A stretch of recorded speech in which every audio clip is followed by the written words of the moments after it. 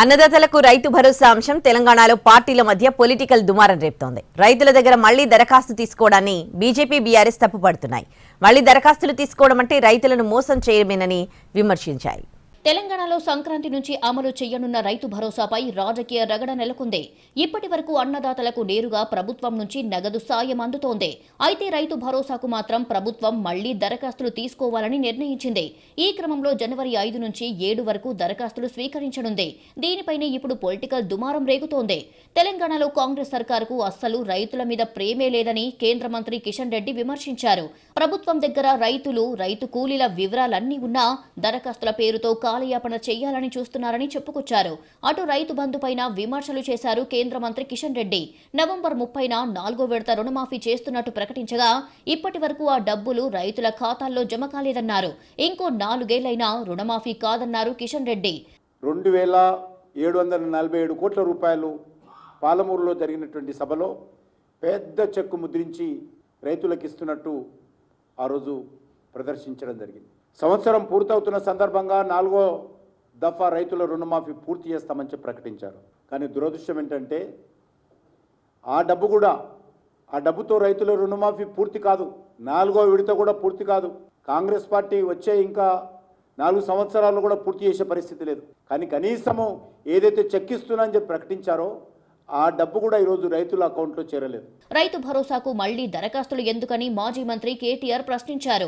6 గ్యారంటీల కోసమని చెప్పి ప్రజలను ముప్పతిప్పలు పెట్టి 1,06,00,000 మంది దగ్గర దరఖాస్తులు తీసుకున్నారని చెప్పుకొచ్చారు. రైతుల డేటా ఉండగా మళ్లీ ప్రమాణ పత్రాలు అంటూ డ్రామాలు ఆడుతున్నారని విమర్శించారు.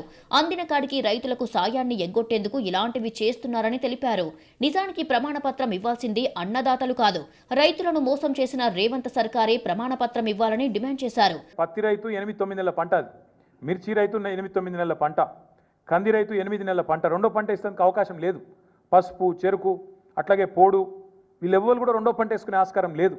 అయినా రైతు మంచిగా ఉండాలన్న ఉద్దేశంతో మా ప్రభుత్వంలో ఆనాడు మేము వాళ్ళందరికీ రెండో పంటకు కూడా పైసలు వేసినాం.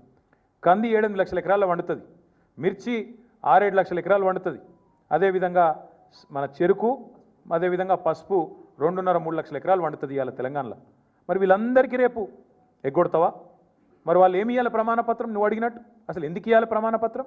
ఇగో ఈ పైసలు ఏవైతే మేము వేసినామో అవన్నీ దుర్వినియోగమైనవి అని చెప్పి క్రషర్లకు పోయినాయి, రియల్ ఎస్టేట్కి పోయినాయి, గుట్టలకు పోయినాయి, రాళ్ళు రప్పలకు పోయినాయి అని అడ్డమైన దౌర్భాగ్య భాష ఏదైతే ప్రభుత్వం మాట్లాడుతుందో ఇది కేవలం రైతు బంధు పథకాన్ని బొందబెట్టేందుకే. మరోవైపు మాజీ మంత్రి కేటీఆర్ వ్యాఖ్యలకు మంత్రి పొన్నం ప్రభాకర్ కౌంటర్ ఇచ్చారు. కేటీఆర్ చెబుతున్నవన్నీ అబద్దాలని మరో 15 రోజుల్లో తెలిసిపోతుందని పొన్నం అన్నారు. ఒక 15 రోజులైతే అది అబద్ధమని తెలిసిపోతుంది. రైతు భరోసా మా ప్రభుత్వము ఇవ్వడానికి నిన్న మంత్రివర్గ ఉపసంఘం నిర్ణయించుకున్న విషయాన్ని తెలిసి మేము అడుగుతూనే ఇస్తున్నామని చెప్పుకోవడానికి ప్రయత్నం జరుగుతుంది. మేము ఇస్తాం. రైతుల పట్ల మాకు నమ్మకం ఉంది, విశ్వాసం ఉంది. రైతుల పట్ల ప్రేమ, రైతులను చూసుకునే బాధ్యత మా మీద ఉన్నది. మొత్తంగా రైతు భరోసా అంశం వింటర్ సీజన్లో పొలిటికల్ హీట్కు తెరతీసింది.